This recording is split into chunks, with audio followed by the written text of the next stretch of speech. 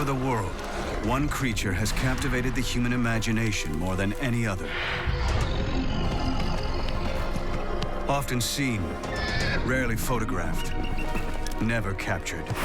It is called Yeti, Sasquatch, but most know the creature as Bigfoot.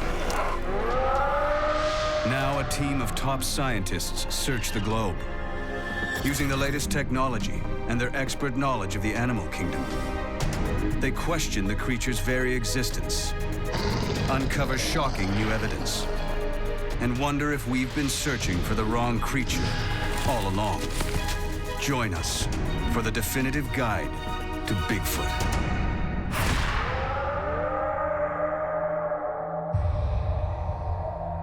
In 2009, more than 250 unexplained sightings of what was believed to be Bigfoot were recorded in North America. But they're the tip of the iceberg. Now, for the first time, we have created a global map of Bigfoot sightings. More than 10,000 from the last 200 years. At first, the sightings appear random, but closer scientific analysis reveals hidden but unmistakable patterns. More than 95% of all recorded sightings take place in Asia or North America. Nearly 70% of these are at high altitude and dense tree cover. There are also distinct hotspots where sightings are far more common than elsewhere. One is the Himalayas.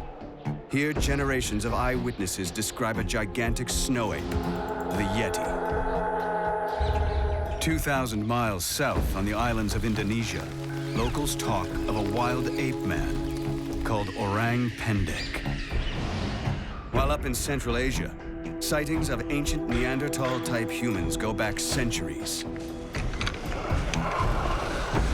And here in the wilderness of North America, they see a giant ape-like beast, Sasquatch. Vancouver, British Columbia. This booming city has a population of over 2 million people. But right on its doorstep is a vast wilderness. 62 million acres of ancient forest, much of which has never been logged. The wilds of British Columbia have one of the greatest concentration of Bigfoot encounters in the world, more than 400 in the last century. Here in the forests surrounding Chilliwack Lake in the summer of 2008, 3 sightings took place within 10 miles of each other. 2 on the same night.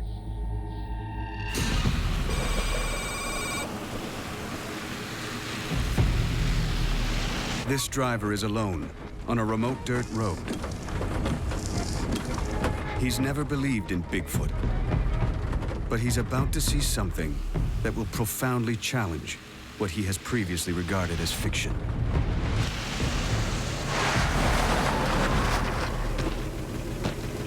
This is the report he filed.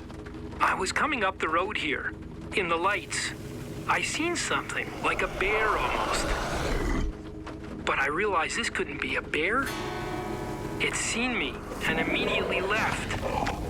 It moved like a ninja. Nothing can move like that.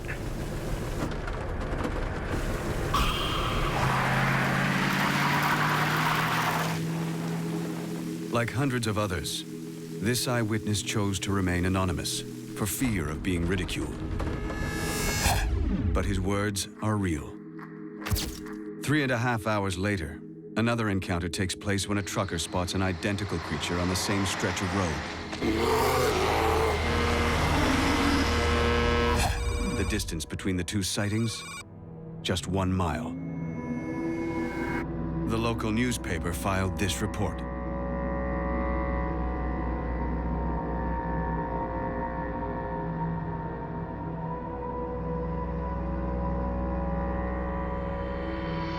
Both eyewitnesses were convinced that what they saw was not a bear. 10 miles away, and 6 weeks later, a third encounter takes place in the forests around Chilliwack. This experienced hunter was out stalking deer off the Ruby Creek Forest Service Road. What happened next has haunted him ever since. Without warning, a rock hurls toward him. I swung my upper body and my rifle over to the side, thinking that it was a bear, and it wasn't. It was a rock in mid-flight. It looked to be about 2 feet long. So I was looking to where it came from. Then I saw a flash of black, and it took off through the bush. It took it literally a couple of seconds from approximately this area here to about there. There are no records of bears ever throwing rocks. I come into contact with bears quite often, and this was not a bear. Didn't exactly want to find out what it was. I don't like knowing that there's something out there that can pick me up and use me as a toothpick. I spent the last 2 years trying to forget it ever happened. These 3 encounters are just a small sample of the rich history of sightings in this area.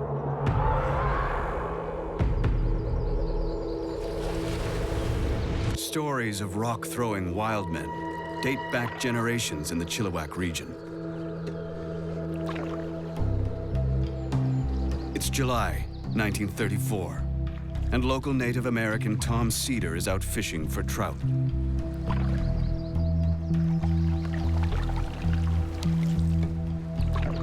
He's lived and hunted in this remote area all his life. But he's taken completely by surprise when what he reports to be a Sasquatch starts hurling rocks, trying to capsize his canoe.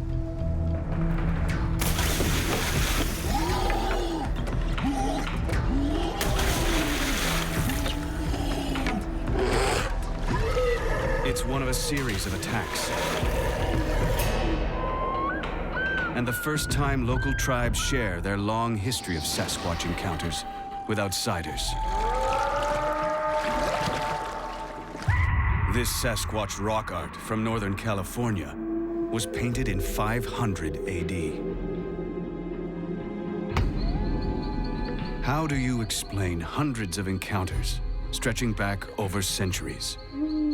Something is out there, but what? Here in one of the world's Bigfoot hotspots, the forests of Canada, 5 of the world's leading scientists have come together to solve this global mystery. Field researchers and specialists, experts in discovering new species of primates, ancient humans, the habitats and behavior of the great apes, the fossil record, and the search for unidentified hominids. Their mission is to focus on how to find these unidentified creatures and establish once and for all if they exist. This is one of the most intriguing questions of zoological exploration that faces science in this modern era. Jeff Meldrum has first-hand experience of what may have been Bigfoot. Did you hear that? That rock was pretty good size. Let's stay here. We've had action there. We've had rocks thrown at us. In 2007, he was part of a team besieged by an unidentified rock-throwing creature in a remote Canadian cabin. One of us was urinating off the porch when the first stone hit the side of the cabin. I'm still shaking. Teammate Ian Redmond has led several expeditions searching for evidence of the Yeti. He's convinced something unexplained is out there.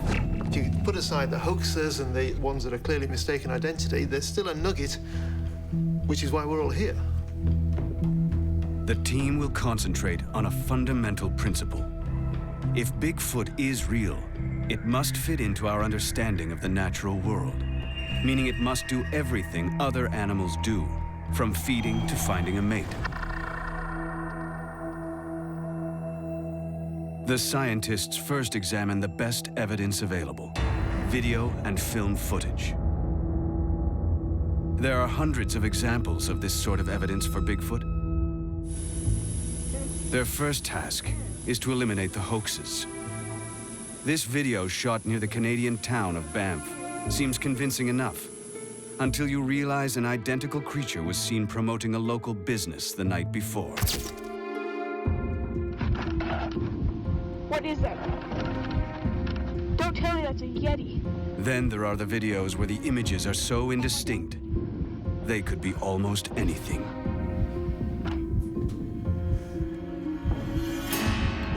Once they eliminate the obvious hoaxes and the images that are so blurred or out of focus to make any real identification possible, there's very little left. The experts are not so surprised. Animals are there at home in their environment, and we're often the intruder, the visitor, and evading human detection is not that difficult. Just how well animals can live undetected by man was proven by this incredible video footage shot in 2007. It's almost all the evidence we have of a new species of man-sized primate, the billy ape. Found in the remote forest of Congo, Africa, it took primatologists a year to track down and film these giant-sized 300-pound chimps. But local people had talked about them for generations. Anna Nakaris has discovered 6 new species of primates. I believe very much in what local people say. And if local people tell me something is there, I have a suspicion that it may be, even if I haven't seen it. The team points to the discovery of the billy ape as a positive indicator for Bigfoot. If a new species as large as this has managed to live undetected by science for so long, could other species of giant ape-like creatures still be out there? The team goes in search of answers, heading out into the heart of the densest clusters of Bigfoot sightings in the world. And they tackle the single most controversial piece of Bigfoot evidence ever. A team of leading scientists are searching for evidence of Bigfoot that cannot be dismissed. Their goal? To separate fact from fiction and create the definitive guide to this mysterious creature. Research has identified the forests of British Columbia as one of its most probable habitats. Now Ian Redmond takes the search directly into the field. He's one of the world's leading gorilla trackers and is using his highly trained eye to look for signs of an unknown species of ape. Redmond is on Vancouver Island, a place where sightings of Sasquatch are so common, it's sometimes nicknamed Ape Island.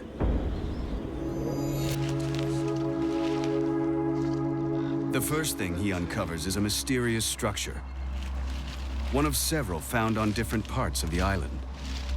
It's an example of what is often referred to as a Sasquatch stick structure. It is intriguing. Whatever did it, meant to do it. It's not an accident of trees falling. We can look all around us and see the odd tree falling, but nothing like this structure, this stick structure, which is what they're referred to as. The great apes all build nests to sleep in. They sometimes interweave bamboo stems that are this sort of thickness and therefore impossible for a man alone to break, and they form a platform above the ground to sleep on. But that doesn't look like anyone slept in it. It's just an interesting structure. But if it isn't a nest, what could it be? But that is interesting because it was broken off before it fell. Redmond suspects another motive for the structure, which is also common in gorilla behavior. If its intention is to tell other Sasquatch that there's a powerful male here and he can break off sticks, that would be an interesting interpretation. If its intention is to warn humans not to enter into the Sasquatch territory, I don't think it's working. It's just going to intrigue us all the more. While the stick structures may not be conclusive, the fact is, the global map indicates that sightings in this area date back more than a century. One of Vancouver Island's hotspots is the area around the small town of Duncan. and sightings continue right up to the present day. It was 5 miles from here in 2005 that a local resident had what he describes as an encounter with a giant ape-like creature. Corey Combs is a local dirt bike rider. He grew up in and around the forests of central Vancouver Island. One June evening, he was out on his motorbike when he saw what he believes to have been a Sasquatch, face to face. Set up camp, had a fire going.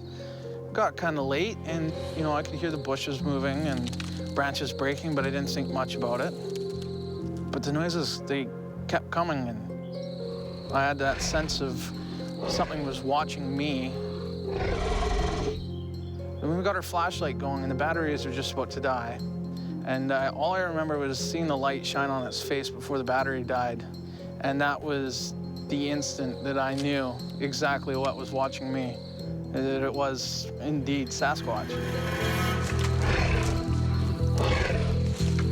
Very distinctive facial features, real broad cheeks, and very predominant eyebrow structure. The face of what looked like an ape. It turned, and then it was gone. And it just left me in just pure terror.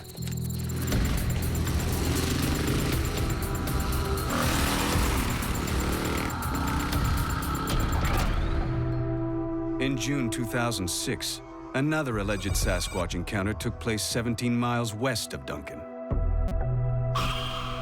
Alan Robertson had pulled onto the roadside with his boat on a trailer when what he thinks could have been a giant ape suddenly attacked. We stopped, do a pee break, but then everything started shaking inside the truck. My stepson says, "We're rolling backwards, we're rolling backwards." I said to him, "No, I've got my foot on the brake, I'm in park." This fear came over me. The safety chain was just hanging. The boat itself was twisted in its cradle, and there was 3 cracks here and 2 cracks here. Even now, when you think back, I get, shivers. A third nighttime encounter with what the witness thought was a giant ape took place in June of 2009 on Mount Sicker, 6.5 miles from Duncan. Andrew DeWall was out putting his 4x4 through its paces on a forest road when he pulled in at the top of the mountain to check out the spectacular early evening view. But as he turned to an area of recently logged trees, he saw something he couldn't believe. It looked like your typical picture of a Sasquatch that you'd see on a commercial. It had the flat face, the long draped hair, his arms were down by his knees. It popped up from behind that stump, just kind of came up. They had moved up into about that range, and I just kind of laughed it off, You don't expect to see something like that walking on 2 legs through the bush. So we got out of the truck, I picked up some rocks and I threw them off the corner of my Jeep, and then from the back corner of my vehicle, something yelled at us. Sounded like 20 dogs perfectly in sync, barking at once. It's kind of like a punch in the back of the head. And that's when we both kind of got scared and drove out of here.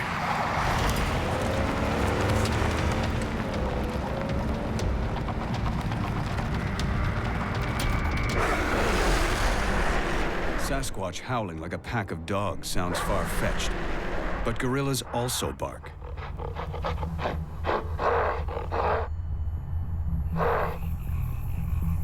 An important factor linking all 3 of these Vancouver Island encounters is that they all took place after sundown. Apes don't have night vision, so how could Bigfoot be active at night?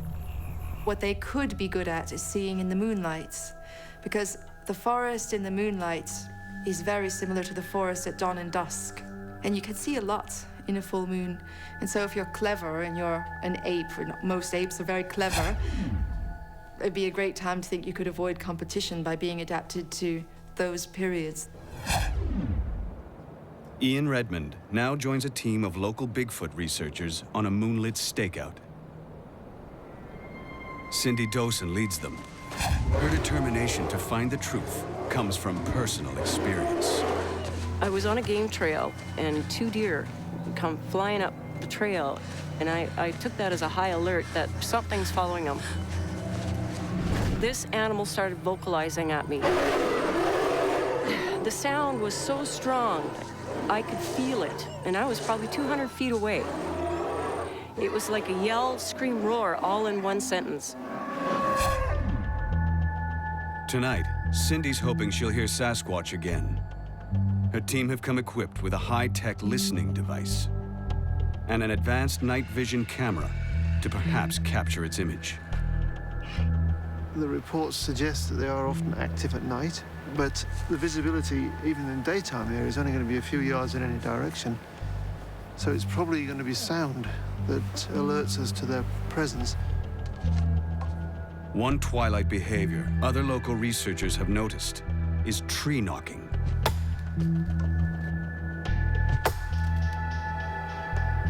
Sasquatch apparently respond to this because they say that if you sort of thwack twice, you'll get 2 taps coming back. And that's communicating.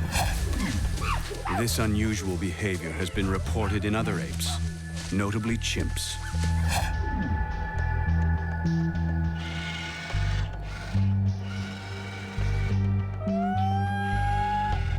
While they wait for a reply, the researchers try another tactic, known to provoke a response from what they think is Sasquatch. A long call that they believe mimics the call made by females of the species.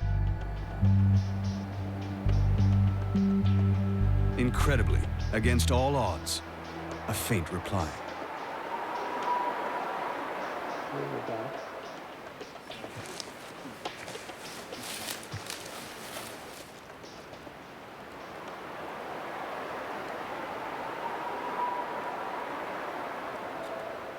But the researchers are confused. Replaying it again and again, it sounds like it's mimicking field expert Cindy Dawson.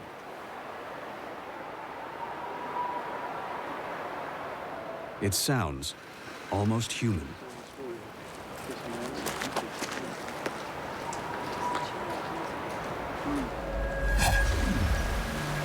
The next morning, Ian Redmond explores the area for signs of a great ape having passed through. What does he think of last night's distant cry? When we heard from some distance behind us a reply, of course, the reaction was immediate. It was extremely exciting, but Cindy was very calm and didn't show immediate excitement at the reply. And I guess she was being cautious because it sounded human-like.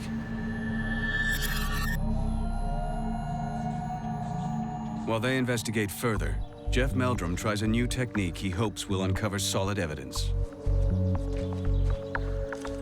He's teamed up with Bigfoot researcher and habitat specialist John Mayenzinski. They've gone back to the drawing board and come up with a new and untried method for finding Sasquatch: tracker dogs. Well, these detection dogs are used quite commonly in search and rescue efforts, but also in recovery efforts, finding the remains of a deceased hiker or hunter. If dogs like these can be trained to locate human remains, they could, in theory, be trained to find the remains of Sasquatch. The most difficult part of the training is finding something that may give the dogs the creature's scent. Our first sample came from a mountain range in Washington State, about 20 years old now. The other sample is much more recent. This is about 2 months old. It comes from the Rockies, and it was also associated with tracks. It's a tough call. The experts can't be sure if the samples are genuine, nor that they give off enough scent to potentially train the dogs to hunt for remains. The 2 dogs take it in turns to try and pick up scent from either of the samples. The first dog detects nothing.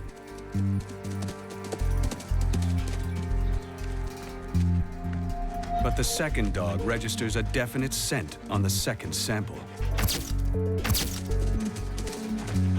We have to depend on handlers, and they're telling us that we're getting a distinctive reaction from the dogs that indicates this is not a species of animal they've encountered before.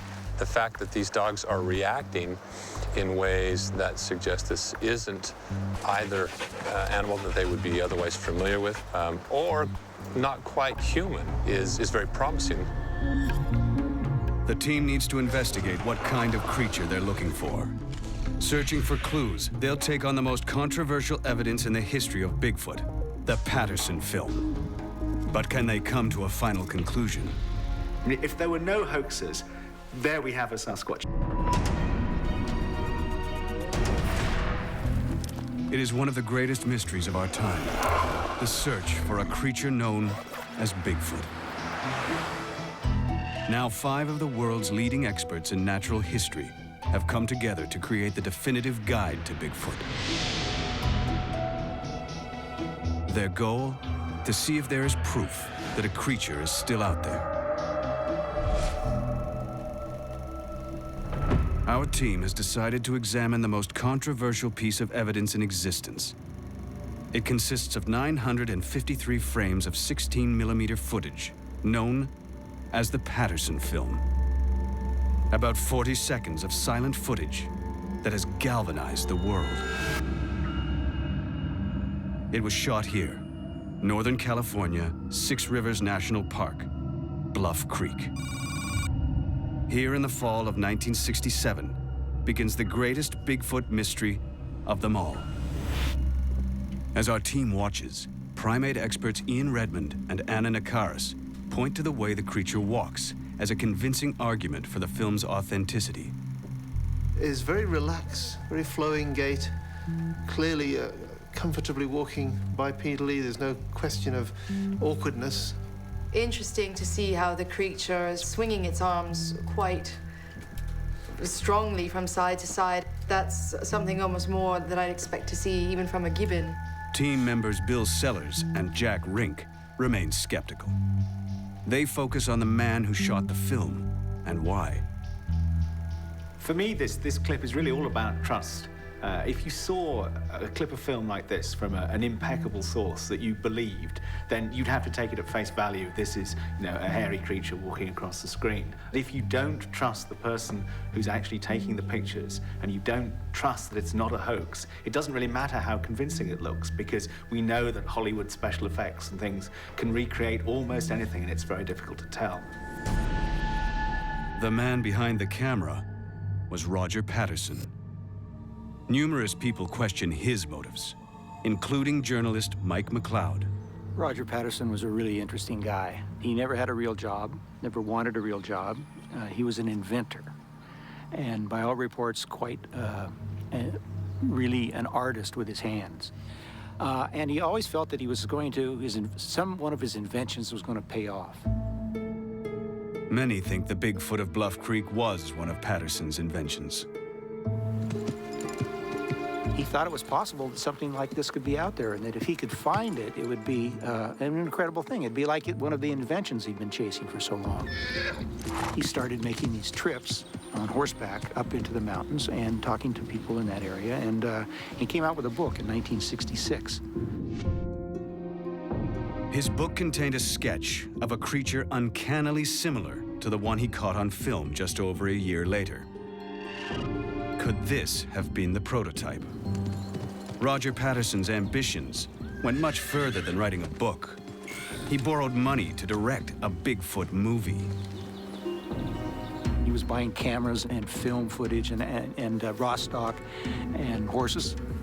It was while preparing to shoot his movie that Patterson claims to have caught a female Sasquatch on camera, totally by chance.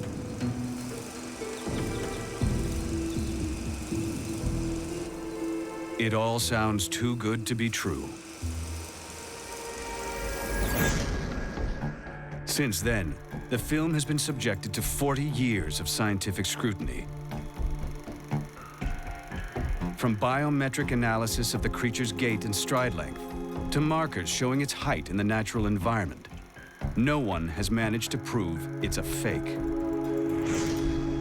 Examining a digitally enhanced section of the film for themselves, the team can see why. Interesting that they chose a female. I think that's a more difficult thing to fake, is that female anatomy, and it looks pretty natural. And so if it is a costume or if it is a suit, I think they've done it pretty well. If Roger Patterson wanted to create a hoax, why would he go to the trouble of creating an anatomically correct female? Ian Redmond agrees. The film seems too realistic to be a fake creature, created by a rookie filmmaker. The bits of the anatomy just look very convincing. There appears to be shorter hair, slightly lighter hair around the waist. It just looks like the way a silverback's back narrows in a little bit and has that short hair there compared to the longer hair on the arms. It just looks like a silverback. And in 1967, most people had not seen photographs of gorillas. I think it's a very exciting bit of film. But the team disagree on the head turn. The part that really bothers me the most is the turn to look towards the camera. Looks so human to me. But after hundreds of hours tracking gorillas in the wild, Ian Redmond is intimately familiar with how they move. If you work with great apes, you see that many of those mannerisms, the way you stop, listen, look, are actually shared by all the great apes, human and non-human. This remarkable footage of a gorilla, shot in a wildlife park, shows how closely they can resemble humans when walking on two legs. But journalist Mike McLeod thinks he has the story that shatters the Patterson myth. Roger Patterson was broke and he had to provide for his family. And if you're making a film, you can spend a lot of money real quick. And he went through that money zippity. I think he went down and shot that film in California because he just needed to get, that was the money shot. He needed the money shot because any film about Bigfoot, it ain't gonna sell unless you got the money shot, and the money shot is the creature. Nobody's ever found a suit.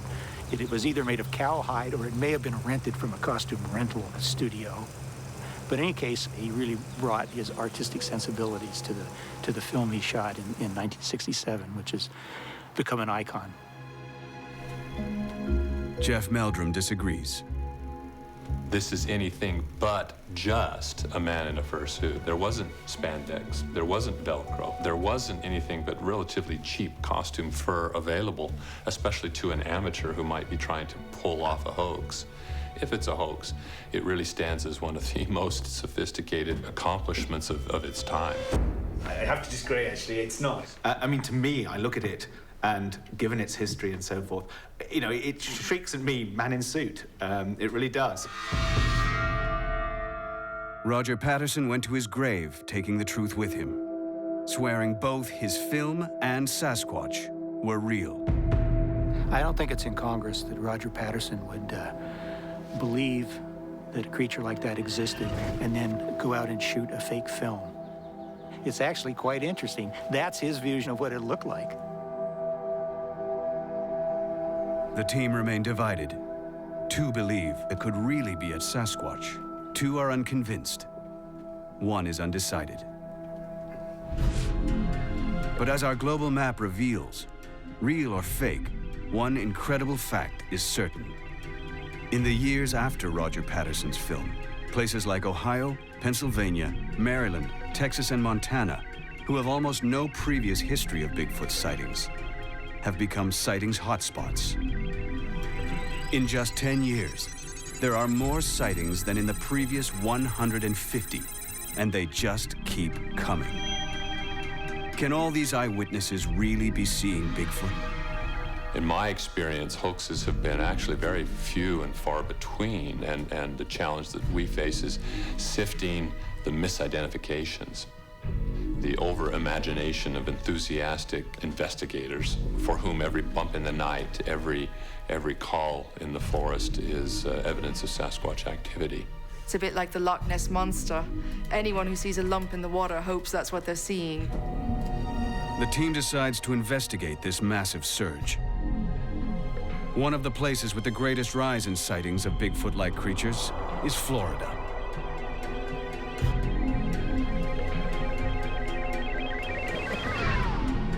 Here, locals claim to encounter a type of Bigfoot they call the skunk ape because of its terrible smell.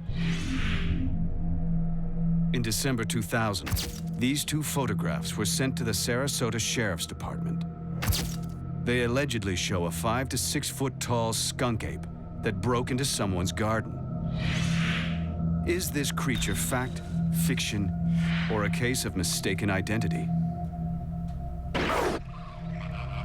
Florida's tropical swamp is an ideal habitat for an ape, but the scientists are highly skeptical it's Bigfoot.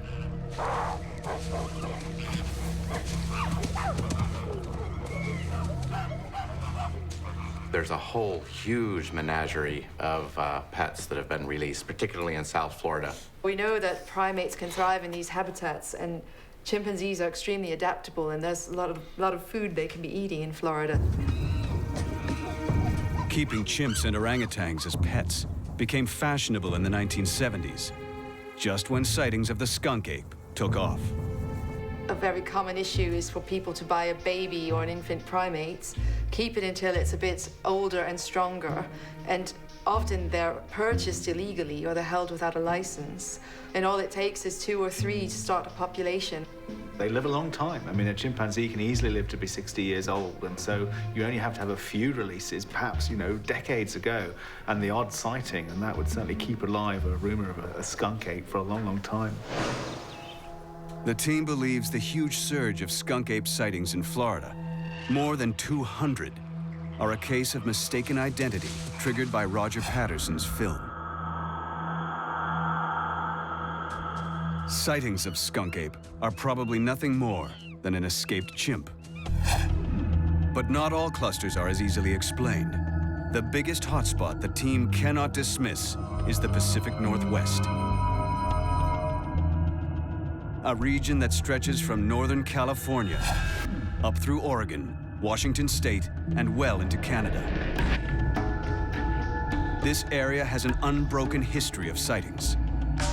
It is from this region that the word Sasquatch originates, and local Native Americans describe sightings of a tribe of hairy giants that date back centuries.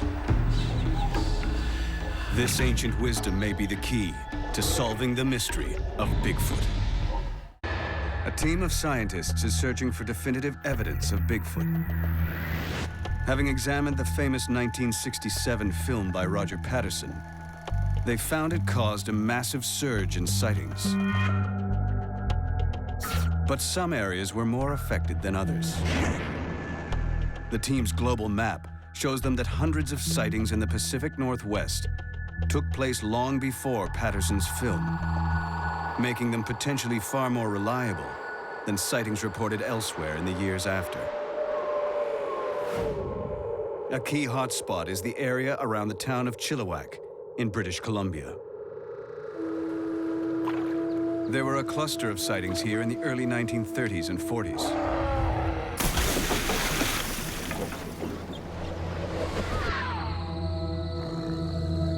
One of the best documented encounters took place in July 1934 in a remote forest on the edge of the Chehalis Indian Reserve. Millie Saw and a friend are at home.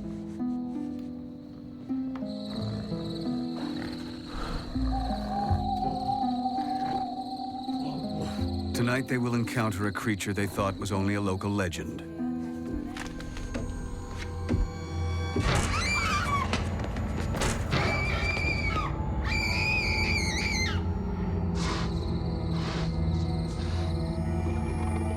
The two women report a giant hairy hand at their window and being trapped for the whole night by a monstrous creature. It's an untarnished record from impeccable witnesses. And they're not alone.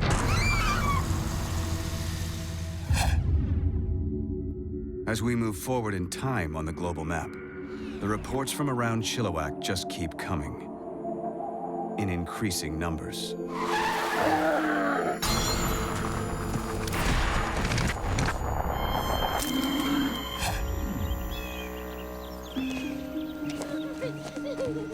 September 1941. This is Jenny Chapman and her young children. They're a respectable folk, known and trusted in the local community. It's a typical afternoon. The kids are playing, and Jenny is hanging her laundry. Her husband, Jack, is at work on the railroad. They're alone. Their home is miles from the nearest town. The forest is close and dense. And something is out there.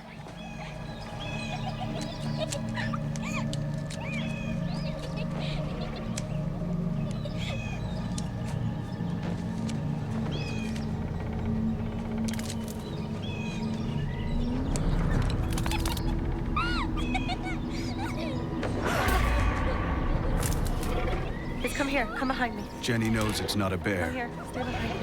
And it certainly isn't human. She only knows it is a creature she has never seen before. Jenny Chapman and her children flee for their lives.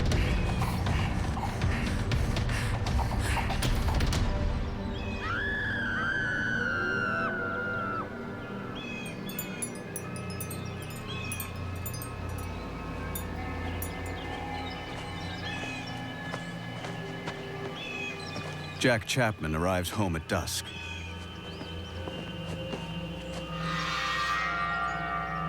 Sarah! Jenny!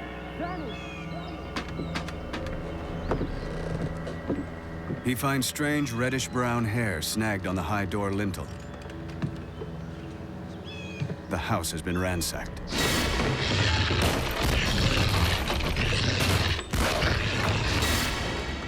A 300-pound fish barrel has been lifted, broken apart, and the fish stolen.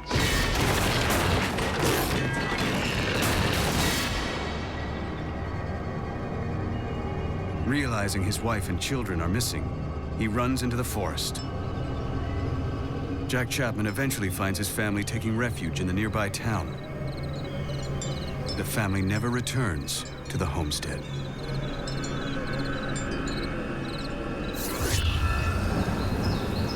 If the creature exists, the team agrees the Pacific Northwest might be one of the few places in the world with enough wilderness and resources to support a large omnivorous ape the size of Bigfoot.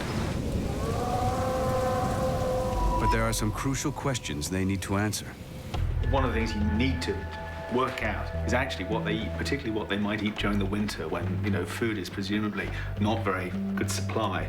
And the sort of the equivalent animal that you might think of would be something like a bear, which of course can hibernate. But the larger primates, really, it's not something that they can do. So you need a food supply. Yeah, right. And in the Pacific Northwest, one thing to bear in mind that the coastal forests of British Columbia, for example, has very little snow accumulation during the winter.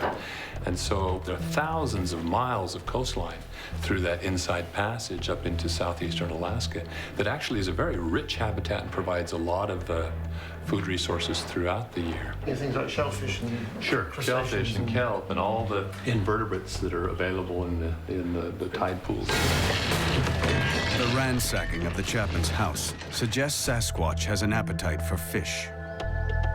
If so, it wouldn't be the only primate to eat seafood.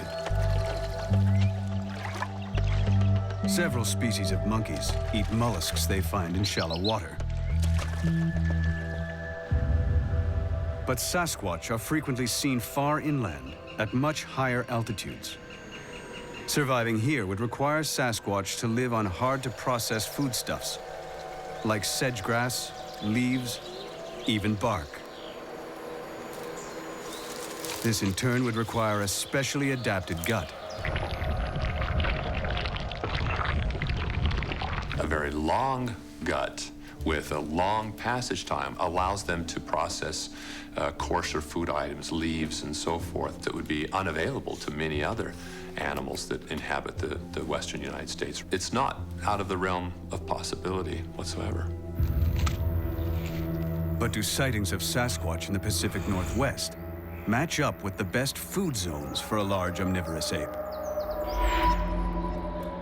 Using the global map, the team compares sightings with the best possible habitats. They match up almost perfectly. Well, there's a lot of links between altitude, precipitation, and temperature, and also with vegetation. So if you get more rain, you tend to get more vegetation. So we're seeing them in the northwestern rainforest. The whole team agrees that a giant omnivorous ape could survive in the Pacific Northwest. But they need to consider a crucial question. How did a giant ape get to North America? Seeking answers, they look to Asia and sightings of another famous unknown creature, the Yeti.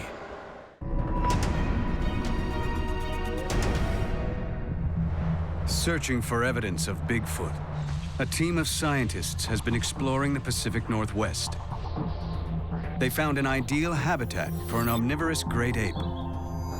Now they investigate reports of similar creatures in Asia, searching for links between them and an answer to how Bigfoot got to North America.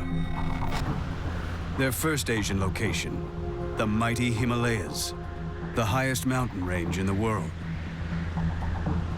It's home to what local peoples know and fear as the Yeti. From our global map, our experts can see a tight cluster of sightings at altitudes over 9,000 feet above sea level, with an annual snow and rainfall of 40 inches.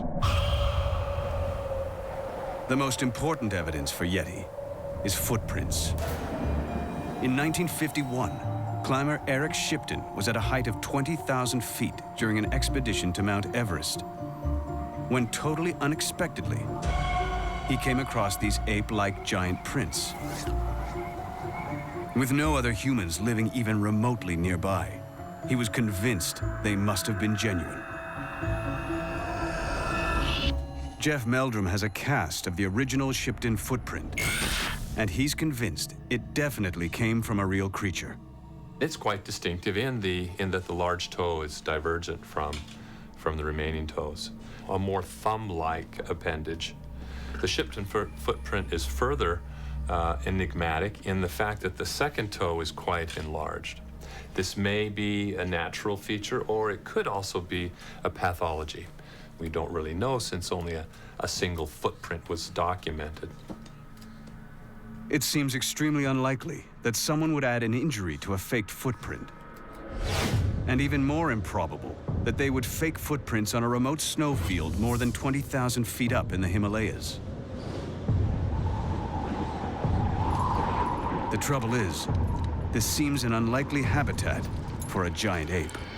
Primates are basically tropical animals. The sort of temperate, very cold areas that you see Yeti in are really very different from what you'd expect to see with a modern primate.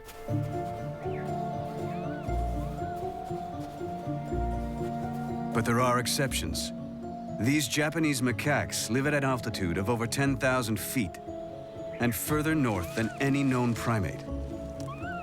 They've adapted to survive in temperatures of -4 degrees Fahrenheit. Could Yeti have adapted to live in the same environment? There are other primates that are adapted for high altitudes, and they have very huge home ranges. I don't think Yetis live in the snowfields. I think they pass through the snowfields, and they spend most of the time foraging in the forest where the food is. And on my one visit to Nepal, I was impressed by the number of food plants that were the same as mountain gorilla food plants. Yeti's available diet and its footprints suggest it could be a creature closely related to a giant mountain gorilla. But locals say they have seen it tearing yaks and goats apart with claws. This seems impossible because apes don't have claws. Ian Redmond's experience on expedition suggests there may be a simple explanation. I found the carcass of a wild goat, which had been eaten by a predator, and there were big cat prints nearby. But I would think that any intelligent hominid coming across a carcass killed by another predator would immediately avail himself of it. Rather than kill yaks and goats itself, Yeti could be a scavenger. The team has little other evidence to go on. Tibetan and Nepalese monks treasure Yeti hairs and bones as sacred artifacts. Some samples have been analyzed for DNA, but so far, almost all have been identified as belonging to other known animals. But the Yeti isn't the only unknown giant creature in this isolated part of the world. Less than 300 miles from Mount Everest, in the mountainous jungles of the Garo Hills of northern India, there is a long history of sightings of an almost identical creature, called locally the Mande Burung. Local people encounter them all the time. They see them in the forest. They say in general they're quite gentle, that they don't really harm you, but they're still extremely afraid of them. Descriptions of the Mande Burung and the Yeti show such close similarities, team member Ian Redmond thinks they are the same species, just adapted to different environments. I think of it as the lowland Yeti. It's not up in the snowfields, it's down in hot, steamy tropical forests of northern India. Evidence for this lowland Yeti is even more difficult to track down. It's actually very good luck to get a piece of it. And so by the time anybody goes to investigate it, villagers have come from miles around and ripped off a token. And it's almost like a relic, a little piece of a saint. You never see a whole body, but you occasionally see the scalp or you see a finger bone. And in fact, local ranger he had a finger bone, and he wanted to have it submitted for DNA analysis to see what it was. And he gave it to the Department of Wildlife, and they thought it would bring mockery to the department, and so it disappeared. I think what this does, though, is highlight the fear of ridicule, because anyone who's seen any of these things is likely to keep quiet about it because they'll be mocked. 1,000 miles east, in China, is what may be a third variety of Yeti. A creature the Chinese call the Yeren. In the mountainous forests of central China is a cluster of 200 sightings. But these are just reports from the last few decades. Legends of encounters with the Yeren, or wild man, date back to 200 BC. Yeren, Yeti, and Mande Burung, three almost identical Bigfoot-type creatures, all sighted within a few hundred miles of each other. The theory is they could all be linked and share the same ancestor, a giant ape that lived in Asia in the past. Remarkably, discovered only a few hundred miles south of these three clusters of sightings, is fossil evidence of a giant prehistoric ape. Called Gigantopithecus, for centuries its teeth were used as ingredients in Chinese medicine. Gigantopithecus was first discovered by these molars that were being sold in Chinese apothecaries as dragon's teeth, and turned out to be big ape molars, and then a bit of mandible was found, I understand, and if you kind of put that together, it seems that it was a large gorilla-like ape. It was using bone samples like this that team member Jack Rink, a specialist in fossil dating, worked out how long ago Gigantopithecus lived. Well, to the best of our knowledge, Gigantopithecus's last known occurrence was about 300,000 years ago in southwest China. So that's your geographical and your temporal location for the last sighting in the fossil record. This means Gigantopithecus was still alive at the time of our Stone Age ancestors. There's almost no possibility that humans and Gigantopithecus did not encounter each other. So I really firmly believe that there has to have been interaction between these two primates.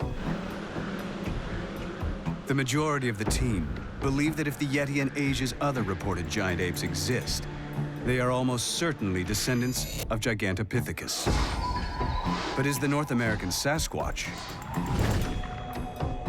Today, Asia and North America are separated by the Pacific Ocean. But many times over the last million years, a temporary land bridge has formed between Siberia and Alaska as sea levels have changed. It's possible a giant ape could have migrated across this precarious plateau of land into North America. But there's another creature that could also have made this journey. Now the team investigates evidence that sightings of Sasquatch might not be a giant ape, but a species much closer to man.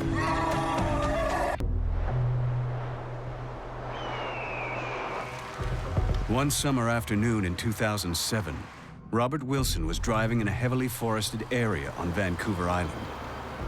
He didn't know it, but the area had a long history of Bigfoot sightings. Suddenly, he caught sight of something totally unexpected. At a place called Maureen Creek, I'd just gone over the bridge when I saw through the trees what I thought was a bear. Slowed down and saw what I can only describe as a large, hairy man who looked caveman-like, if you wish, or sort of a Neanderthal features. As big as a bear, you know, easily. But it wasn't a bear, it had human features. I just couldn't believe what I was seeing, but I could see very, very clearly. Wilson's incredible sighting points to the possibility that Sasquatch may not be a giant ape at all, but could be some kind of prehistoric human. Our experts' global map reveals hundreds of sightings of giant Neanderthal-like humans all across Asia.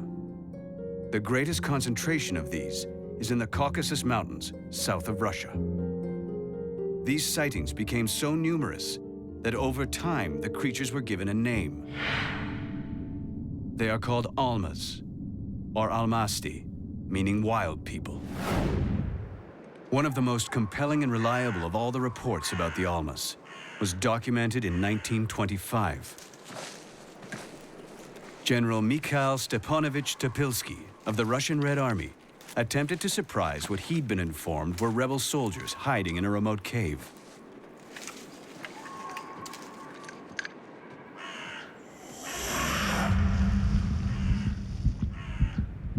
The Russians could hear something moving inside.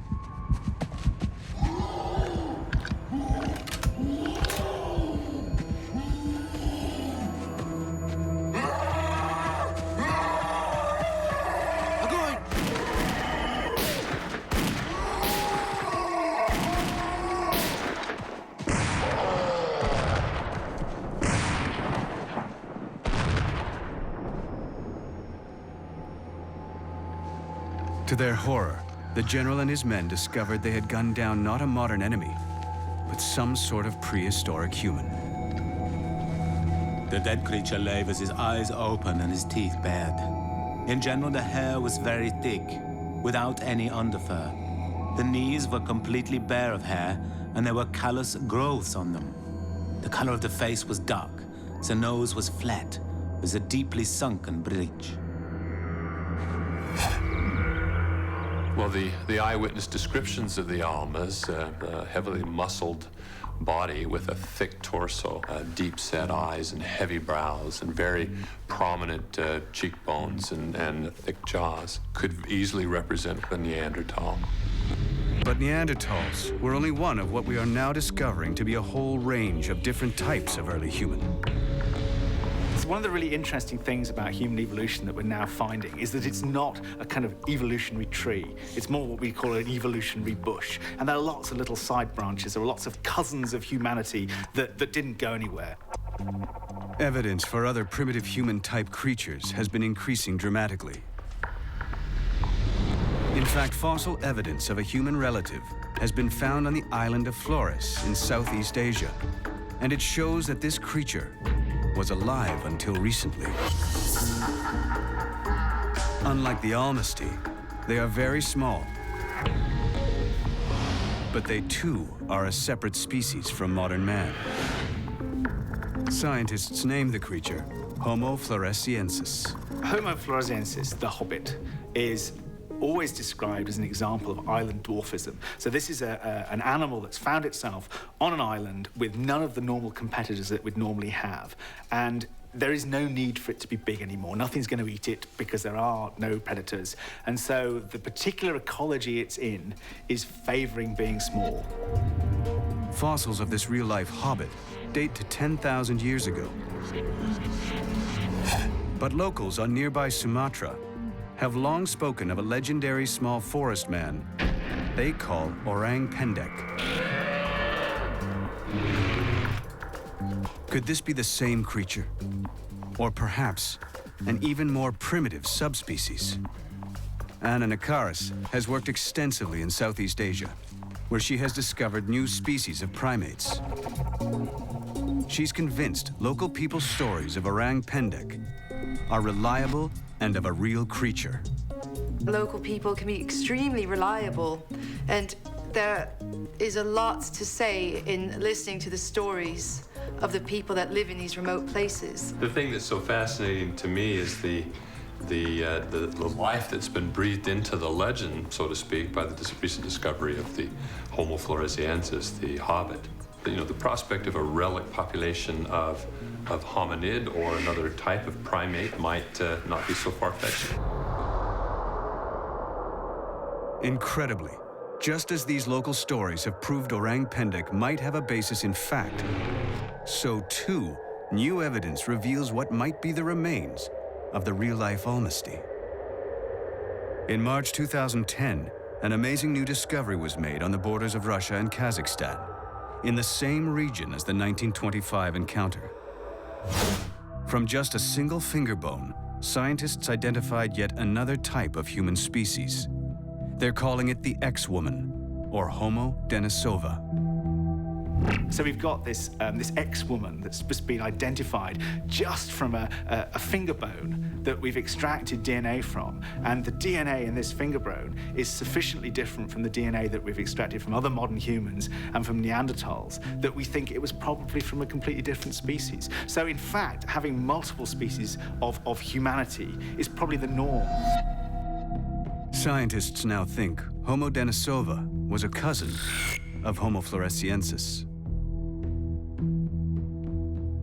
Some of the team believe remnants of multiple species of humans could still be living today. These days, we seem not to be able to imagine that we can be living side by side with another bipedal creature, whereas in fact, we did for 1 million years. And that was only discovered for certain in the 1980s. Exactly. Why would the present be the exception to the rule that has seemed to prevail for literally millions of years? An astonishing new discovery in China may supply the team with another possible candidate in their search to explain Bigfoot. A giant ancestor of Neanderthal called Homo heidelbergensis. Until recently, heidelbergensis was believed to have gone extinct more than 250,000 years ago. But according to Jeff Meldrum, these newly unearthed remains may completely rewrite these dates. It's remarkable because the preliminary dates have been placed at about 12,000 years ago, which is extremely recent. This find suggests heidelbergensis was still alive in Asia when the first modern humans were migrating to North America. Like them, it could have crossed the land bridge that once connected Siberia and Alaska. Next, the team examined if the North American Sasquatch could really be a type of primitive human.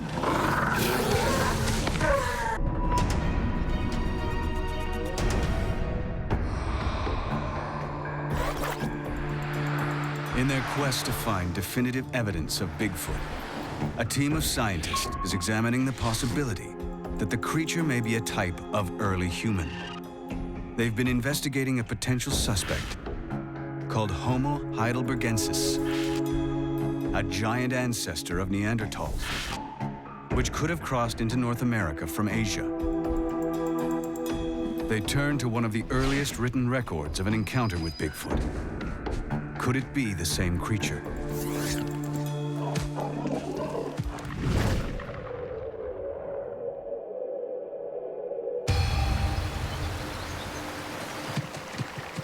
1891. Herman Gilbert and his brother-in-law have come west to stake a claim for land. They're in Northern California, at the southern end of the Cascade Mountains. This is the same area where Roger Patterson will shoot his famous film of a giant ape-like creature 76 years later.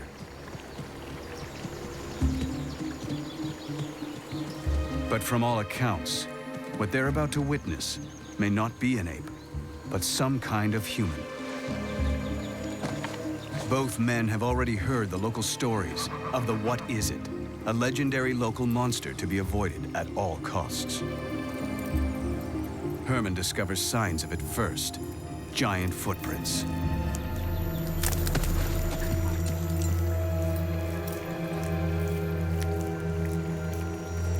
Bones and gore litter the area. The smell is overpowering.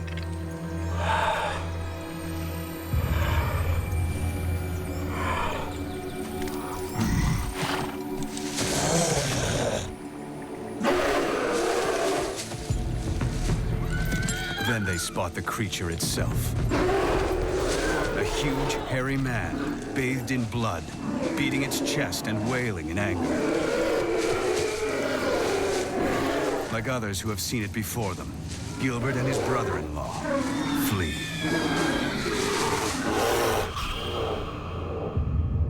This early story of Sasquatch clearly describes a Neanderthal-like man.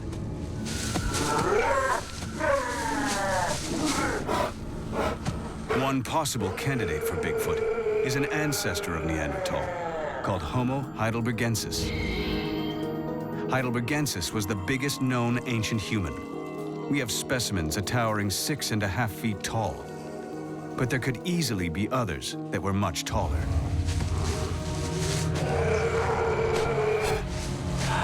But Jeff Meldrum thinks Sasquatch behavior is far too wild to be explained as that of a human. In the case of heidelbergensis, given its degree of sophistication, intelligence, cultural evolution, it seems unlikely that it would have simply abandoned all of those trappings of humanity to adopt an austere life in the wild. But some of the team disagree and think it may be because it's an early human and has kept some of its human-like traits that we can't find it. It may still practice human rituals, like burying its dead. Perhaps they bury them in unmarked graves. They don't just die and rot in the forest. There is some ceremony involved. That would account for not finding remains. Maybe due to competition, these large-brained, intelligent human species are really doing their best to avoid humans. And so they've gone more or less into a cryptic behavior, operating at a time when we don't see them or in habitats we don't choose. But sometimes our worlds do cross, as the Chapmans found out when their house was ransacked in 1941. It's likely Homo heidelbergensis could easily lift and smash a 300-pound barrel of fish.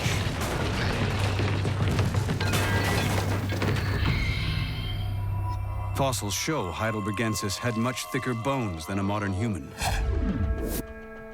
Bone's expensive, so if you've got thick bones, then you're going to have fairly big muscles to operate these things. Thick bones, big muscles, and therefore you were stronger. This stronger frame and muscles could also explain how the creatures have regularly been reported to run at speeds of 30 miles per hour. Sprinters, it's all about power. It's all about having kind of a bigger engine. So that's sort of more muscle for your weight.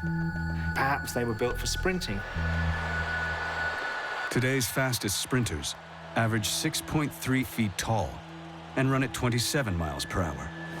A super strong 6'5" heidelbergensis could easily be faster. And that's not all. Native American stories of Sasquatch describe hairy, rock-throwing men, which closely match the description of heidelbergensis. The tribes of the Pacific Northwest also report the Sasquatch's attraction to human women.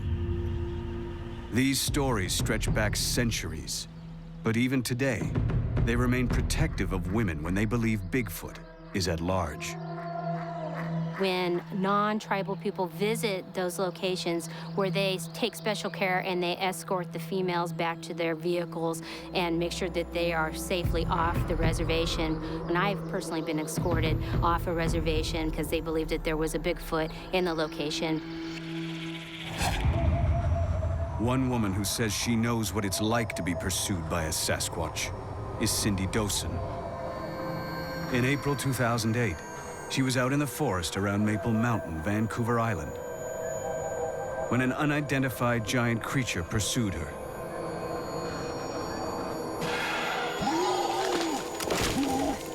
It was in the bush, breaking limbs and smashing trees, about 2 steps behind me. She fled for her life. This thing screaming and hollering at me. I need to hide, get out of the way. It was like it was hurting me or pushing me along. The creature chased Cindy several hundred yards until she reached the safety of her 4x4 and sped off.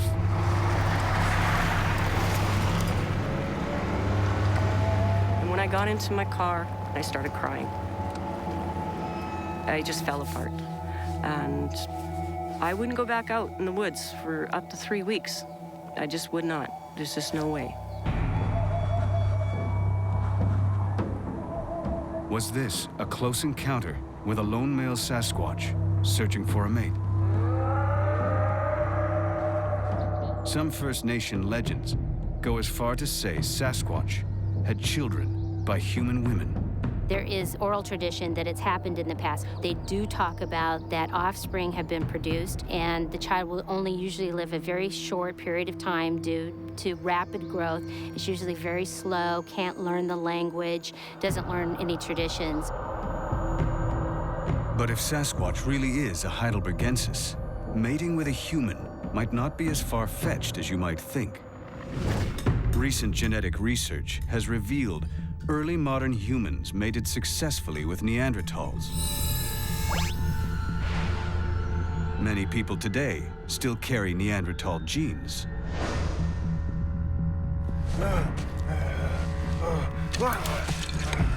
The team has assessed a body of evidence that supports the idea that Sasquatch could be an ancient human. Height, strength, speed, even sexual attraction all make more sense if Sasquatch is a type of oversized Heidelbergensis. But Professor Jack Rink is about to propose a dramatic, never-before-revealed theory that suggests Bigfoot isn't an ancient species, but a type of modern human that has transformed itself into a creature of the wild. Our scientists believe there are most likely 2 explanations for Bigfoot, if it exists. The first is that it's a giant ape descended from a prehistoric creature called Gigantopithecus. The second, it's an unidentified species of ancient human, possibly a Homo heidelbergensis. But now the team investigates a third possibility, a new theory that focuses on the Pacific Northwest.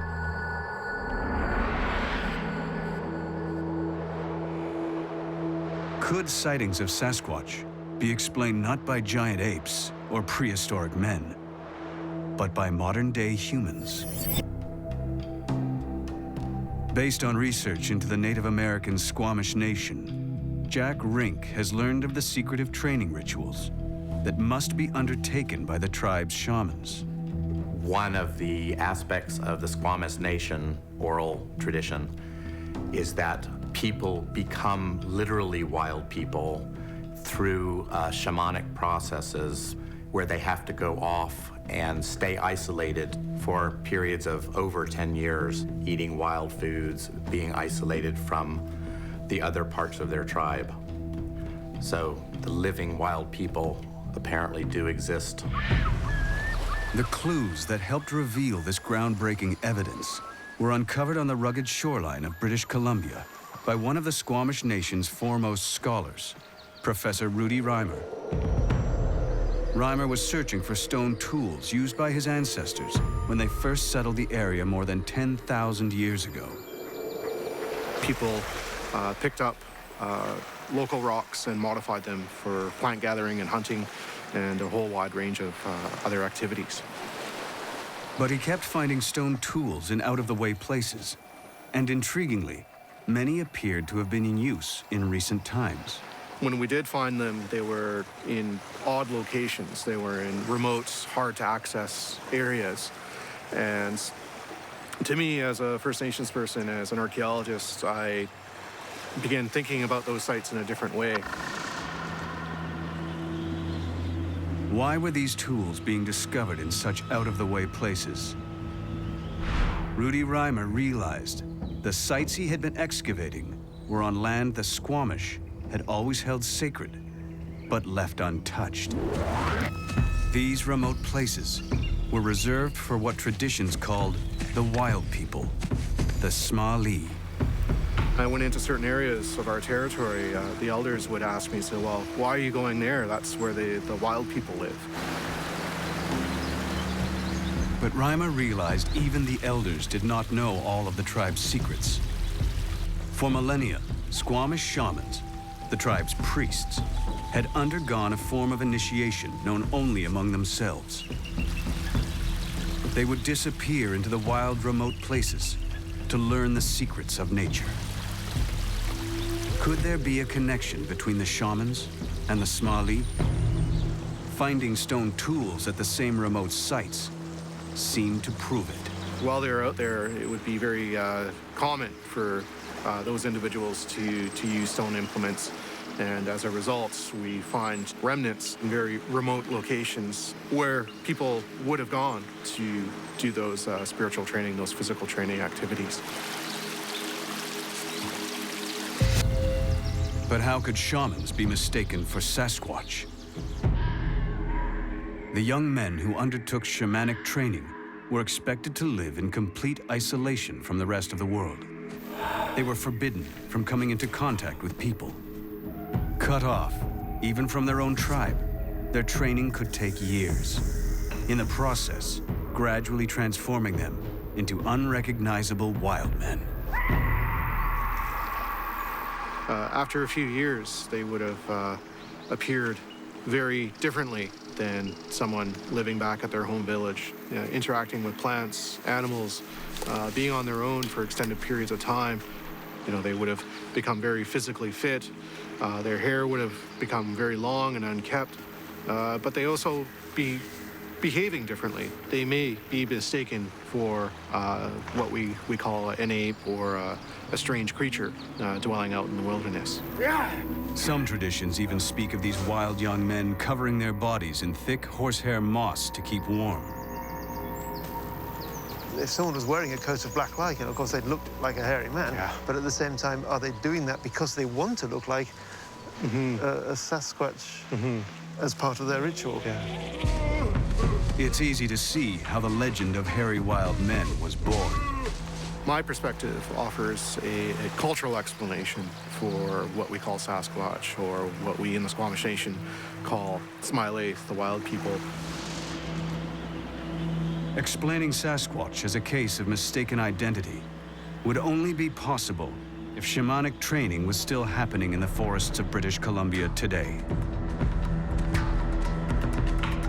Incredibly, this seems to be the case. Carries on into modern day, and those people who are re-engaging with the landscape in those various forms of training, they bring back important messages of the landscape. And it's not just the Squamish people. Tribes all over the Pacific Northwest have similar age-old traditions of wild man training. Can more than 400 local eyewitnesses over more than 100 years actually have been staring into the eyes of Squamish shamans? And could similar shamanic initiations explain sightings elsewhere? And the question might arise, can these account for all of the Bigfoot Sasquatch sightings that we have in North America? Could this really be an answer to the question of Bigfoot? There have to be a whole lot of tribes participating in this back to nature wild man concept in order for that to be a reality. I don't see how the essence of what Bigfoot is to so many cultures across North America could possibly be represented with such a simple explanation. It's time for the team to weigh the evidence and reveal their findings.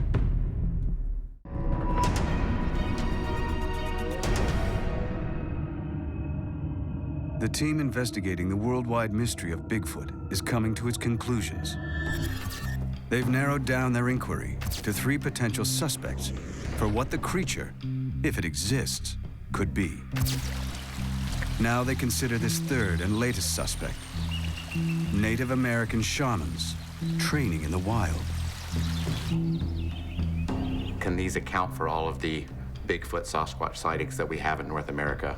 It wouldn't account for the 16-inch footprints, though, would it?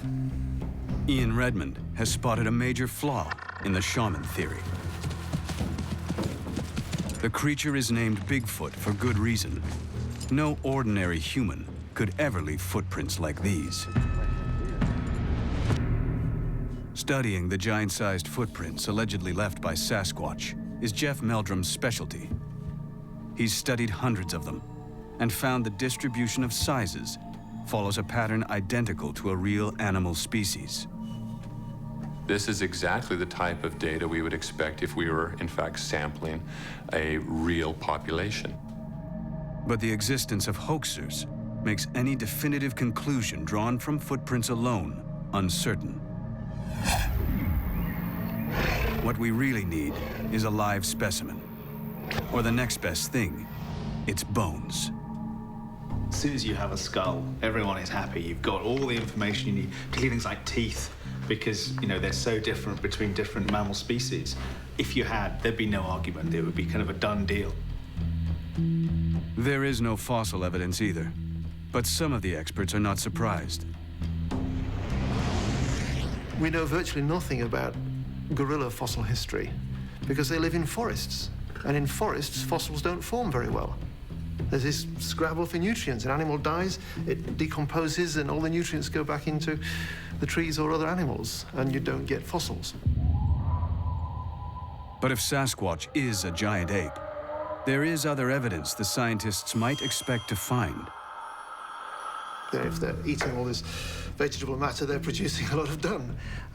Perhaps they bury it. Perhaps their tradition is to scoop a hole, defecate in it, and cover it. And that's why we never find dung around the forest where they live. All the scientists have are tantalizing clues. Hair samples that don't register as any known species. Recorded calls in the night. And most crucial of all, thousands of eyewitness reports from all over the world. Using their global map, the team has advanced the search for Bigfoot in unexpected new directions. By analyzing clusters of sightings, they have revealed fascinating new insights into its likely habitat, behavior, and ancestry. Most important of all, they have shown how the Roger Patterson film of 1967 set off an unprecedented wave of sightings that continues to this day. But by closely examining the changing patterns of data before and after Patterson's film, the team has turned the clock back and filtered out many of the distortions the footage has caused. This helped them rule out either hoaxes or cases of mistaken identity, like Florida's skunk ape, which the team believes is probably one or more escaped chimps or other species of ape. On the other side of the world, in the forest of Sumatra, the team found the opposite, a history of sightings that cannot be explained by mistaken identity. What the 3-foot-high orang pendek is, no one yet knows, but most of the team thinks it's a genuine case of an unknown creature. I think of all of them, that's got a very strong possibility to be discovered. Elsewhere in Asia, by analyzing sightings of Yeti, Yeren, and the Mande Burung, the team found they were all reported within a few hundred miles of each other. The discovery of fossils of a giant ape called Gigantopithecus, found in the same part of Asia, pointed to what might be their common ancestor. But they also examined striking fossil evidence of another potential Bigfoot suspect, the Neanderthal-like Almasty. If such creatures exist, they must have crossed into North America from Asia along the now vanished land bridge called Beringia. The final question our experts must confront is, did they? Bill Sellers thinks not. This is an absolute case there that we've not got the cut and dried evidence. We've got no skull, we've got no bones, and eventually we have to admit that we should have that. But Jeff Meldrum is optimistic. Like the recently discovered X-woman, just one bone could change science's view of Bigfoot overnight. A single tooth could make all the difference. Suddenly, I think there would be much more interest in the Sasquatch question from the mainstream scientific community. Jack Rink remains open-minded about the existence of giant unknown apes in the world. I'm not completely convinced that we are dealing with a mistaken identity phenomenon. I think there's a considerable amount of evidence that there may be, in fact, some primates out there. Anna Nakaris and Ian Redmond believe the sightings are strong enough to warrant further detailed investigation. It's extraordinary. Why aren't we putting more people on the ground to live in remote areas with all the appropriate equipment to record sounds and capture on camera traps these creatures? But what creature do they hope to find? Well, certainly there is a lot of difference of opinion as to what the nature of the Sasquatch is. There are those, such as myself, that hypothesize that it's much nearer an ape in its nature. But there are also others who maintain this is a type of person. If that is the case, then we really have to sort of redefine what the label human encompasses. Whatever Bigfoot is, remains a mystery we may never solve. Like many extinct species, it may already have vanished into history without leaving any physical trace. But if it still survives, it surely hides in the last remote and unexplored places of our planet, constantly keeping just one step ahead of us.